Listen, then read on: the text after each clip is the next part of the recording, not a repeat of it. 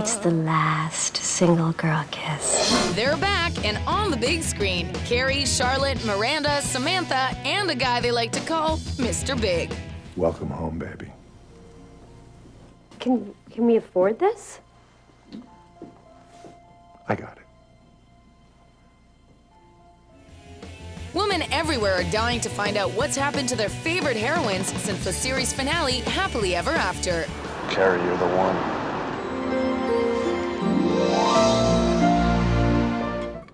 We decided to get married. This is my friend, and she just got engaged, and she has been going out with the man for 10 years. 4 years have passed, and it gives you an opportunity to have a lot more at stake in all your relationships in your lives. Romantic, professional, your relationship with your city, your relationship with your friends. But in this modern fairy tale, does the one really exist? Always has a twist. We've got a problem. I got the call today. And let the wedding get bigger than big. It's not a fairy tale, and it's not a fantasy. It's real people in real situations in this ever-changing New York City. So when you experience loss or disappointment, imagine how much higher the stakes are. And that goes for all the ladies who meet with more than a few curveballs. Do Miranda and Steve stay together? It didn't mean anything. It just happened once. Should I forgive this person, particularly if this person is trying to do everything they can to make it up to me? Will Charlotte finally have a baby? I'm pregnant. Oh my God. Some good things happen in the movie. Will Samantha go back to her wandering ways? You know me. I don't really believe in marriage. Now, Botox, on the other hand, that works every time. I think there's a lot of things that come to challenge them. There was a lot of mental crunching. There was a lot of emotional crunching. First of all, the first obstacle with writing it was knowing that the fans love it as it was so much, and they care so much about these characters. He just wrote a magnificent screenplay.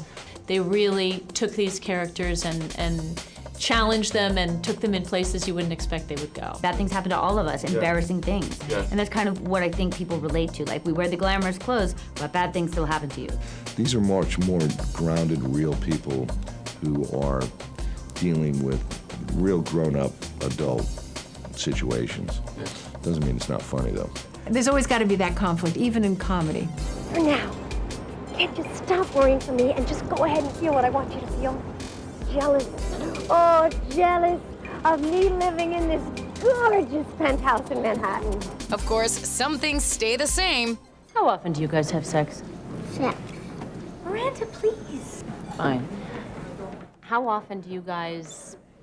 Color? Thank you. Well, I can't color enough. I could color all day, every day if I had my way. I would use every crayon in my box. We get it. You love to color. Us coming together 4 years later, we've done it again. The thing that I'm most envious about these women when I watch the movie is, how do they find the time to get together so much? It was frightening at first because there were literally a few hundred people the first days and for quite a few days after. But then you got used to it. I mean, every outdoor scene, they'd find us. To be away from it, you really were like, wow, that job is like the best of all possible worlds. It was nice to get back into Samantha's shoes. Speaking of shoes, the best thing about a modern fairy tale is definitely the outfits. I had a fabulous time. I got to wear the most amazing high heels. Should we get you a diamond? No, just get me a really big closet.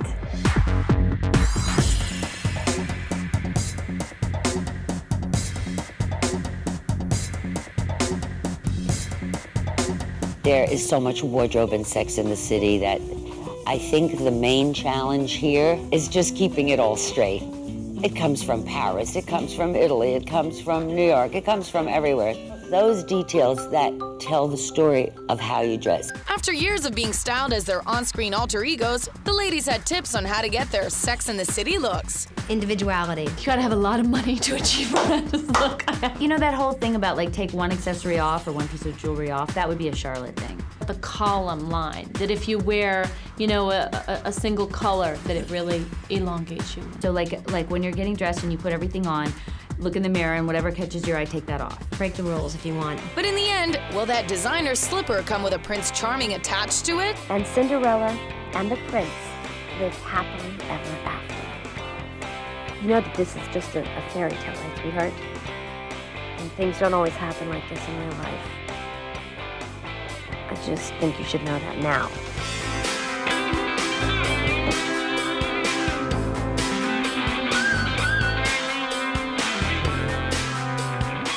Again.